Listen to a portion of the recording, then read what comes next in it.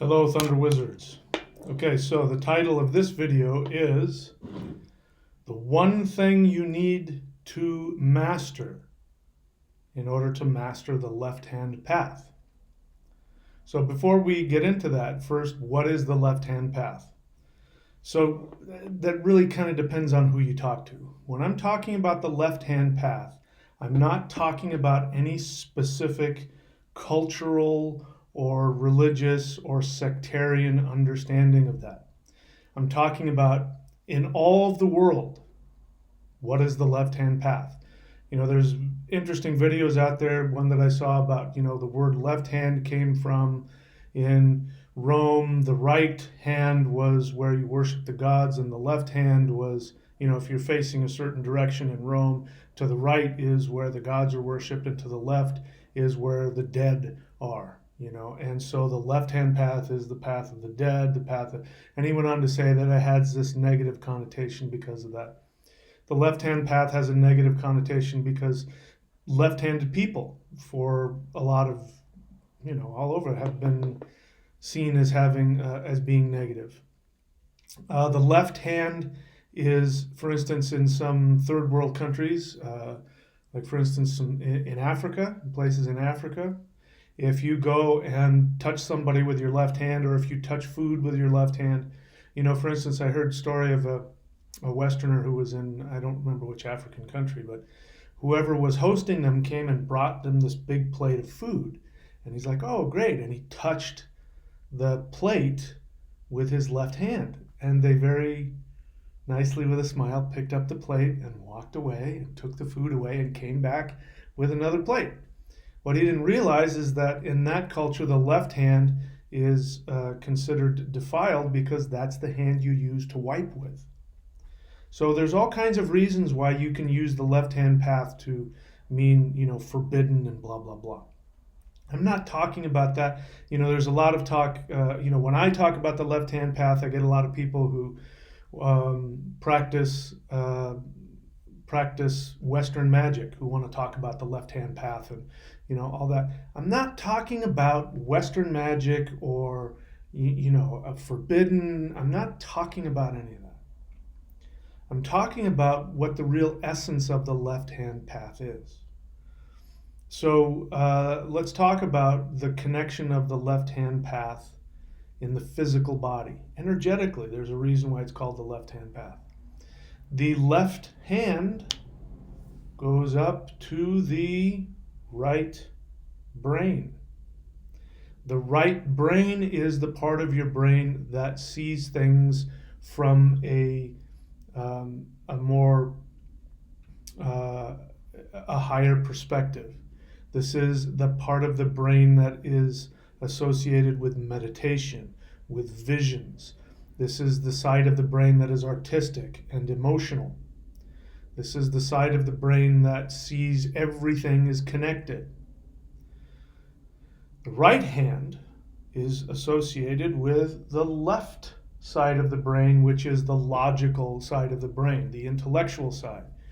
This is this, that is that, this is good, this is bad. Drive on the left side of the street in Freudian slip. I'm getting ready to go to Australia. Drive on the left side of the street in the UK and Australia and New Zealand. Drive on the right side of the street in the US and Canada. Right? They drive on the right side of the street there, right? This is the left side of the brain is doing all of those things and is critical and is you got to follow the rules and that doesn't make any sense and you got that's the left side. Let's take a closer look at it. Well, that means this and that means that. This is why I'm telling a lot of people they got to get out of their heads because they're so in their left brain. Left brain separates. The right brain connects. So being in the left brain is an emotionally safe place to be. If you feel emotionally vulnerable, we automatically go to the left side of the brain where we separate. You're you and I'm me and I'm, all that. That's what all the thinking is about. Trying to figure things out. Why does this happen? Why does that happen? That's the left side of the brain trying to protect you, keep you safe. Right side of the brain is connected to the left-hand path because it connects you to things makes you more, quote, vulnerable, right? So here, let me get right to it. The left-hand path does connect to things like magic, black magic, forbidden things having to do with, conjuring spirits and shamanism and visions and magic to change reality. So whether you want to talk about black magic or white magic, if it is magic that is designed to change your reality or to change somebody else's reality, that is the left-hand path. It's black magic if you're doing something without somebody's approval or if it's not in their best interest, that would be black magic. If you're doing it in a way that's helpful to them, helpful to yourself, that's white magic, but it's still the left-hand path if it's about changing reality. So I'm getting to the point here. What is the one thing that you need in order to master the left-hand path? The one thing that you need is the mastery of the right-hand path. The right-hand path is about discipline. It's about rules. It's about learning things one step at a time. It is about staying grounded in the physical world. The left-hand path is the quick way. Right-hand path is the slow, disciplined way. The left-hand path will cut corners. I've known people who claim to be left-hand path, exclusively left-hand path practitioners, and they would say, this is the fast way. This will get you there faster. Well, that's partially true. It will potentially expose you to energy and power faster, but it's not necessarily going to get you anywhere. This is one of the pitfalls. Both sides have a pitfall. The pitfall of the right side is when people focus on doing things the right way and being good and being this and that, and they get trapped in the rules. And that's the trap there. So on the right side, you have people who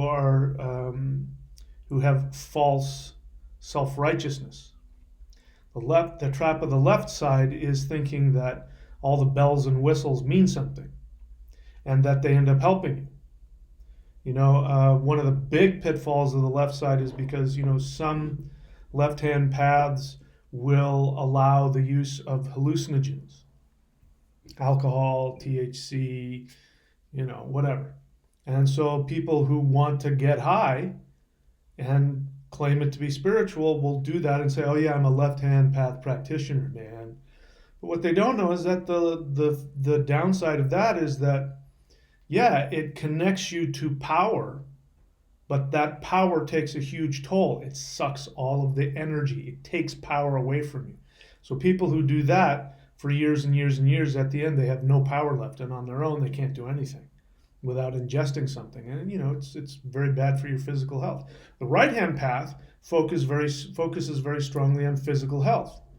So the right-hand path, you'll see people who are very into physical exercise, physical discipline, getting up early, doing their practices for X amount of hours a day, focusing on the goods being good, all that kind of stuff. I was trolling through YouTube, as I am wont to do, and I came across an interesting video from a Chinese guy who was a Shaolin monk, something like that. Fairly young guy, but you could tell he'd been in it for a while, and he was talking about how he didn't come out and say this right out, but what he was alluding to was that the modern martial arts trend of MMA, mixed martial arts, jiu-jitsu, wrestling, ground fighting, ground and pound, boxing, kickboxing, that if you talk to those guys will poo-poo anything that's, quote, traditional, because it's too slow, it doesn't go anywhere, those forms don't mean anything. It's not that what they're saying isn't true. I mean, if you want to learn how to kick somebody's ass really fast, if that's your goal right away, then yeah, go train in MMA. If you really want to get serious, though, I mean, I kind of wince and kind of laugh because, really there's no martial art that's going to stop a bullet, or, stop a knife or stop a car. There are people, as you know, if they want to create violence, they'll just get into a big vehicle and drive down a sidewalk. There's no martial art in the world that's going to block that. So people are kind of full of crap when they want to talk about the best martial art. Because if you want the best martial art, go get a gun, go get a knife, and get a bazooka, get a nuclear bomb. Those are because martial arts was originally about killing. And I could go into why the traditional martial arts, why they don't work in street fights, but they worked back in the day because they were for battle. They were for field, on the battlefield, and things like Aikido and things like that, and even Shotokan Karate works really well on the battlefield. Just to let you know, Shotokan Karate was about fighting samurai in wooden armor. Those big high flying kicks were about knocking a guy off his horse. Those reverse punches that they used to break wood, they practiced breaking wood because those guys wore wooden armor. So back in the day, that's, your MMA isn't going to do a damn thing against a guy with a sword on a horseback in wooden armor. Shotokan Karate would. So this is kind of the limited mindset here. Anyway, I'm getting off track. The right-hand path is absolutely necessary for mastering the left-hand path because the point of the left-hand path is about shortcutting and creating and changing things in the physical world, breaking the laws of physics and nature in order to impose your will on the external world. You cannot do that if you do not first master being disciplined in the external world. Getting back to the Shaolin guy, he was saying that, if what you want to do is learn how to fight and do it, in a week, then go train in mixed martial arts. But by the time you're 50 or 60, you're going to be beat up. Your body's going to be broken and you're not going to be in very good health. And he says those formative years of Shaolin, where you're doing all of these forms and you're doing all this Qigong and the meditation, he says that's to strengthen the tendons, to strengthen the bones, to strengthen the organs. He says once your body is strengthened, then go do the kickboxing, then go do all of that. Because then you're going to be able to handle the rigors of it and you'll be able to get, as you get older, you will still be strong and healthy. Here's a good example. I mean no disrespect. He was one of my heroes in all kinds of respects. Muhammad Ali. Muhammad Ali did not fare well later in life. He took so many blows to the head, that he couldn't function very well. There's some people say it has nothing to do with his boxing, but if it looks like a duck and quacks like a duck, he was a very good boxer. And another example is Bruce Lee. Now, what a lot of people don't know about Bruce Lee is Bruce Lee did not learn the fundamentals of Chinese martial arts. And I know for a fact, because I know people who saw him get his ass kicked by some, very high level Chinese martial artists who you'll never hear about because they're not interested in all that. He was. So he had such physical ability that he could master the physical aspects of martial arts and be, invincible to any other physical martial artist because of his speed and his accuracy and, all of that. But when he went up against somebody that had trained for 20 and 30 years and mastered energy and mastered the tendons and the organs and stuff like that, they'd wipe the floor with him every time.